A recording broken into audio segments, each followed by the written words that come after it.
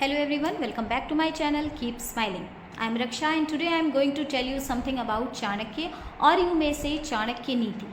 हम सभी चाणक्य के चरित्र से बहुत अच्छे से परिचित हैं। हम सभी चाणक्य के चरित्र को जानते हैं और उन्होंने क्या किया ये भी जानते हैं। लेकिन होता क्या है कि हम इन सारी चीज़ों को ऐसा समझ के छोड़ देते हैं कि ये हमसे कहाँ हो पाएगा, ये तो बहुत बड़ी ज्ञान की गहरी बातें हैं, इन्हें हम अपने जीवन में उतार नहीं पाएंगे।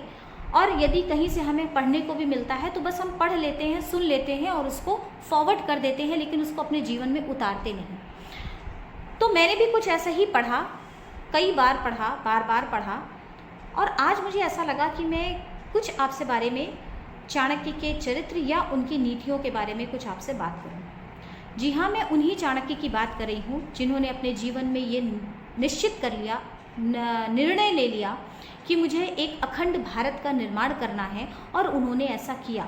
जिन्होंने अपने जीवन में ये निर्णय ले लिया कि मुझे चंद्रगुप्त मौर्य को यहाँ का शासक नियुक्त करना है, और उन्होंने ऐसा किया। जिन्होंने ये निर्णय ले लिया कि घनानंद जैसे भ्रष्ट को मुझे यहाँ से बाहर निकालना है, मैं एक दिन अपने अपमान का बदला इनसे लूँगा, और उन्होंने ऐसा किया। मतलब एक ज़बरदस्त डिज़ायर, एक विल पावर जिसको कहते हैं, एक बार ये डिसाइड कर लिया कि मुझे ऐसा करना है, और उन्होंने ऐसा किया। ऐसे चाणक्य जो बहुत अच्छे राजनीतिज्ञ थे, वहीं पर दूसरी ओर शास्त्रों के ज्ञाता भी थे। जहाँ एक ओर वो बहुत अच्छे अर्थशास्त्री के रूप में जाने जाते हैं, एक क्रांतिकारी शिक्षक भी थे, और इन सब से पहले वो एक बेहतरीन, या सबसे पहले मैं कहूँ कि वो एक राष्ट्रवादी थे, जो अपने राष्ट्र के हित को सर्वोपरि समझते थे। और राष्ट्र के हित को सर्वोपरि समझने के साथ साथ वो प्रत्येक कार्य ऐसा करते थे जिससे कि उनके राष्ट्र का कल्याण हो, उनके राष्ट्र का हित हो, उनके राष्ट्र को लाभ हो, अपने व्यक्तिगत या स्वार्थ को किनारे रखते हुए। तो आज मैं ऐसे ही महान चाणक्य के कुछ नीतियाँ या उनकी कुछ एक विशेष चीज़ें जो अगर हम अपने जीवन में अप्लाई करें, विद्यार्थी अपने जीवन में अप्लाई करें, हम लोग अपने जीवन में अप्लाई करें, तो निश्चित रूप से हमारे जीवन में एक क्रांतिकारी परिवर्तन आ सकता है। तो सबसे पहले मैं कुछ एक ऐसी सामान्य सी बातें जो कि हम सभी अपने जीवन में अप्लाई कर सकते हैं। क्या होता है कि जब हमारे पास बहुत सारा कहीं हमने कुछ पढ़ा होता है, सुना होता है, देखा होता है, तो हमें ऐसा लगता है कि ये तो बड़ी बड़ी गहरी ज्ञान की बातें हैं और इसे हम अपने जीवन में अप्लाई नहीं कर सकते।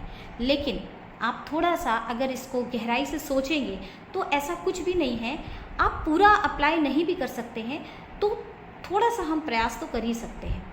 तो ऐसा ही जब मैंने भी इनके चरित्र को पढ़ा, मैंने इनको सुनने का तात्पर्य है, आजकल बहुत सारी ऑडियो बुक्स हैं, और ऑडियो बुक्स के माध्यम से, क्योंकि हमेशा पढ़ना पॉसिबल नहीं होता, तो ऑडियो बुक्स के माध्यम से जब आप कुछ सुनते हैं तो आपको ऐसा लगता है कि इसको अब हम अपने शब्दों में कह भी सकते हैं। तो मुझे लगा कि अगर मैंने इनको कुछ जाना है, समझा है इनकी नीतियों को, तो कुछ आपके साथ शेयर करती हूँ। तो सबसे पहले वो एक उनकी नीतियों में सबसे पहले एक बात थी है, सबसे पहले तो नहीं कहूँगी, बहुत सारी चीज़ें हैं, बहुत सारी बातें हैं, मैंने कुछ एक पॉइंट्स उसमें से निकाले हैं आप लोगों के साथ शेयर करने के लिए। तो वहीं से बात शुरू करती हूँ, जहाँ पर वो ये कहते हैं, जब भी हम कोई काम शुरू करें, जब भी हम कोई भी काम, वो पढ़ाई का हो सकता है, वो हमारा कोई ऐसा काम हो सकता है जो हमारे बिजनेस से रिलेटेड हो, वो कोई ऐसा काम हो सकता है जो हमारे घर परिवार या किसी भी तरीके का कोई भी काम जब हम शुरू करते हैं, तो first of all you will have to ask yourself. सबसे पहले आपको एक क्वेश्चन पूछना पड़ेगा खुद से, why I am doing this, मैं ऐसा क्यों कर रही हूँ। अब मैं ऐसा क्यों कर रही हूँ, ये वाई जितना क्लियर होगा, ये, और उनका कहना था कि वाई मस्ट बी क्लियर, ये क्यों हमेशा निश्चित रूप से क्लियर होना चाहिए। हम कोई काम ऐसे ही तो नहीं करते, हम कोई काम करते हैं उसके पीछे निश्चित रूप से एक कारण होता है, हम बिना कारण के कुछ नहीं करते। वो वाई जितना क्लियर होगा, हमारा कार्य भी उतना ही शार्प, उतना ही क्लियर और उतना ही फोकस्ड होगा। हमें पता नहीं है लेकिन हम कुछ भी किए जा रहे हैं। जैसे आप लोग जब अपनी पढ़ाई करते हो, कोई बीसीए करता है, एमसीए करता है, या यूपीएससी की तैयारी करता है, सीए की तैयारी करता है, जब भी आप कुछ करते हो तो आपका वाई क्लियर होता है ना, क्यों आप ये काम क्यों कर रहे हो। ये क्यों सिर्फ प्रोफेशनल लाइफ की ही मैं बात नहीं कर रही हूँ, ये क्यों हर एक जगह पर क्लियर होना चाहिए। वो चाहे रिश्ते हों, वो चाहे हमारा सामाजिक जीवन हो, वो चाहे हम बच्चों के साथ कैसा बिहेव करते हैं वो हो, ईच एंड एवरीथिंग आप थोड़ा सा सोचिए, मैं जो भी काम कर रही हूँ या कर रहा हूँ, मैं क्यों कर रहा हूँ, why I am doing this. जितना ये क्यों क्लियर होगा, जितना ये वाई क्लियर होगा, हम उतने ही फोकस्ड होंगे, उतने ही शार्प होंगे और उतने ही तल्लीनता से और बेहतर तरीके से अपने कार्य को अंजाम देंगे। तो सबसे पहले आज आप डिसाइड कर लीजिए कि आप जो कुछ भी अपने जीवन में कर रहे हैं आप क्यों कर रहे हैं, पहली बात। दूसरी बात, जो भी हम कर रहे हैं तो उसकी what will be the consequences of this, उसके क्या कॉन्सिक्वेंसेज होंगे, उसके क्या परिणाम होंगे। ठीक है, हमने डिसाइड कर लिया कि हम ऐसा करेंगे, लेकिन क्या हमारा ये निर्णय करना या हमारा ये जो हमने सोचा है ऐसा करने के लिए ये ही पर्याप्त है? नहीं, हमें ये भी सोचना चाहिए कि इसके परिणाम क्या होंगे। अब अगर आप इसको थोड़ा सा ब्रॉडली देखेंगे, थोड़ा सा वृहद अर्थ पर इसको सोचेंगे, समझने का प्रयास करेंगे, तो आपको ऐसा लगेगा हाँ ये बिल्कुल सही बात है। कई बार ऐसा होता है कि हम जीवन में ऐसे बहुत सारे काम करते हैं जिसके परिणामों के बारे में हमने कुछ नहीं सोचा होता है, हमारे दिमाग में ही नहीं आया होता है कि इसका परिणाम क्या होगा। होता है ऐसा, हम और आप, हम सबसे होता है ऐसा। ठीक है, तो अगर हम ऐसा करते हैं तो निश्चित रूप से एक समय ऐसा आता है जहाँ पर हमें उसका कुछ ऐसे परिणाम भुगतने पड़ते हैं जो कि बेहतर नहीं होते।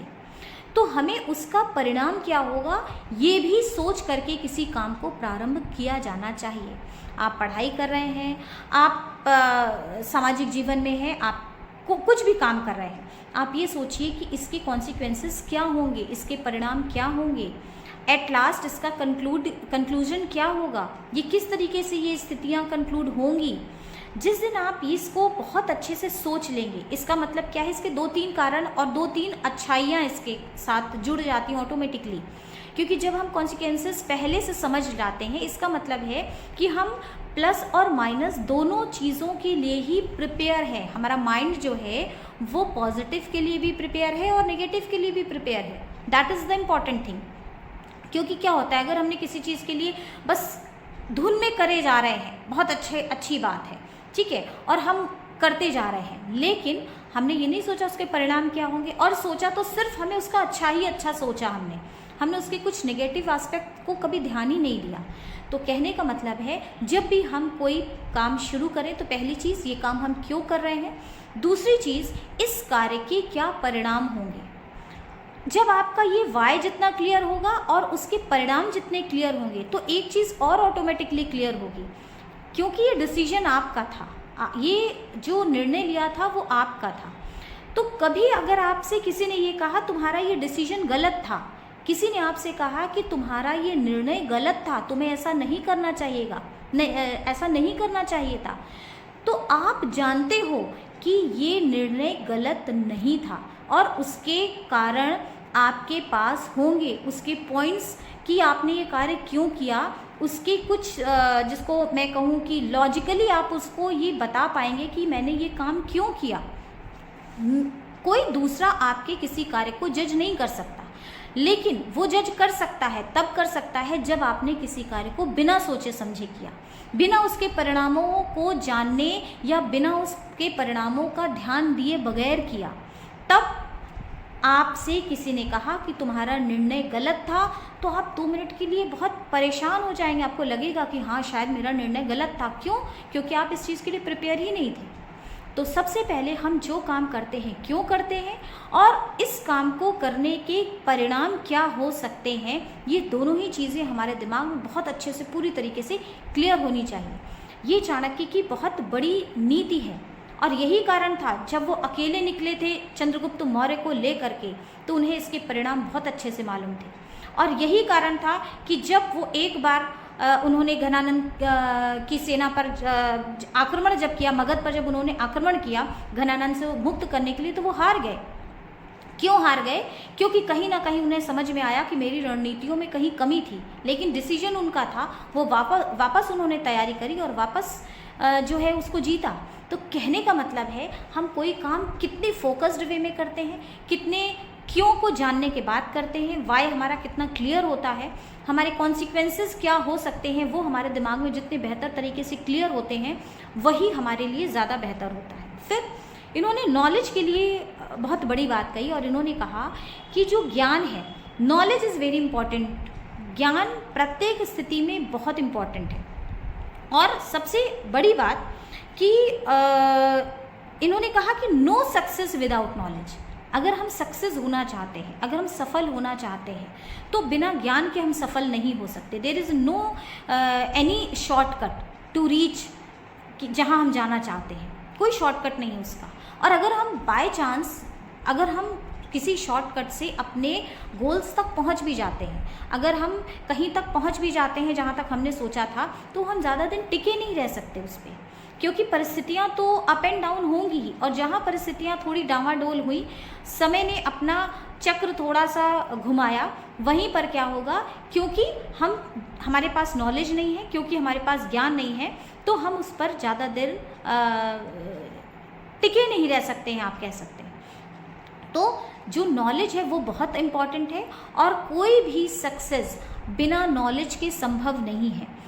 उन्होंने ये भी कहा कि हम नॉलेज के लिए हमें हमेशा प्रयासरत रहना चाहिए। अगर हम जॉब में हैं, अगर हम घर में हैं, अगर हम सामाजिक जीवन में हैं, तो ऐसा नहीं है कि नॉलेज का मतलब बड़ी बड़ी किताबें पढ़ लेना ही है। ऐसा नहीं है कि नॉलेज का मतलब बहुत शास्त्रों का मर्मज्ञ बन जाना ही है।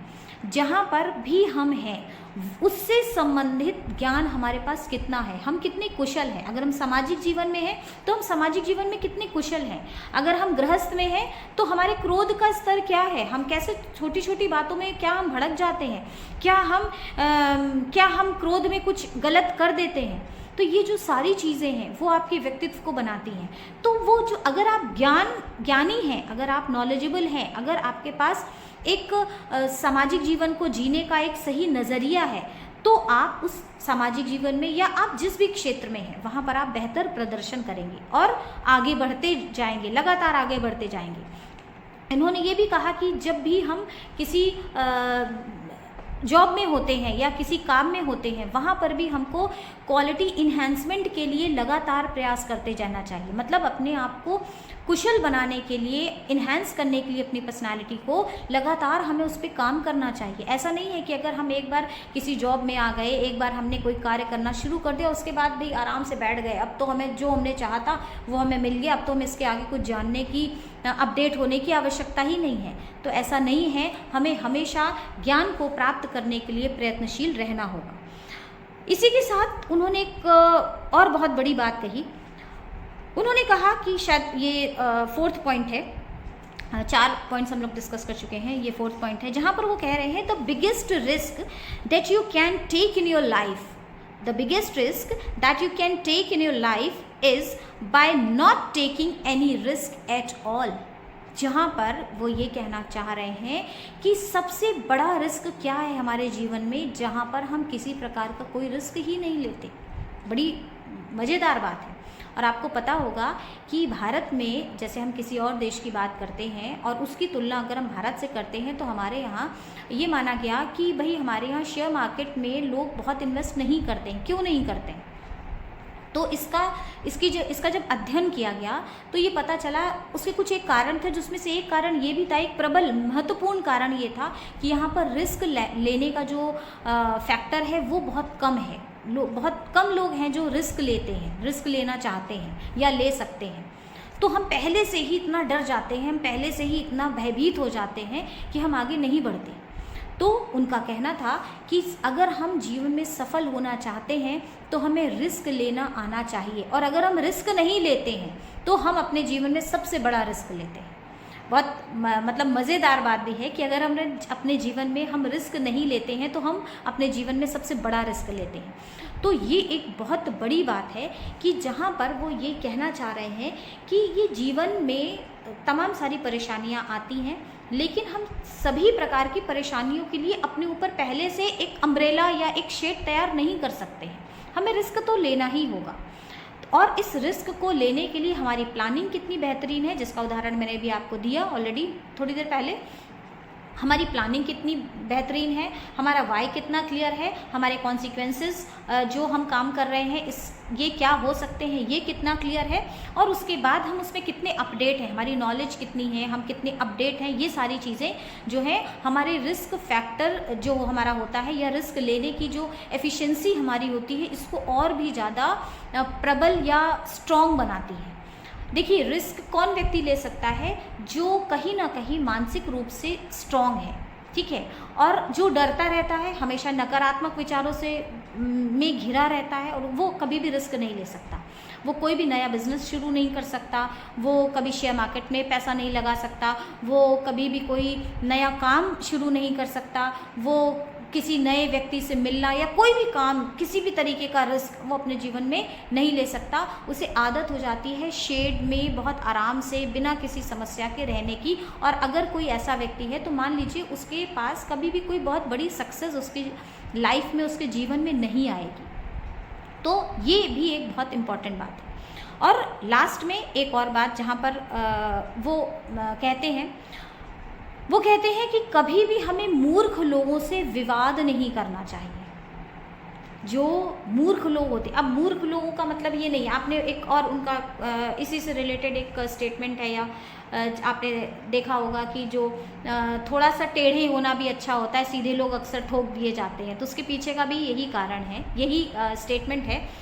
अब मूर्ख लोग जो होते हैं, मूर्ख लोग मतलब जो कुछ नया जानना नहीं चाहते, आपकी बात को समझना नहीं चाहते, जो इस तरीके के जड़ बुद्धि जिसको हम लोग कहते हैं, ऐसे जो लोग होते हैं वे जो है जैसा है बस वैसा ही है, हमें ना कुछ सोचना है, जिसने जो कहा जैसा कहा हमने वैसा कर लिया, आपकी कोई आइडेंटिटी नहीं है, आपकी कोई सोच नहीं है, आपकी कोई अपनी विचारधारा नहीं है, आपका अपना कोई आउटलुक नहीं है, कोई एटीट्यूड नहीं है, तो आप क्या हैं?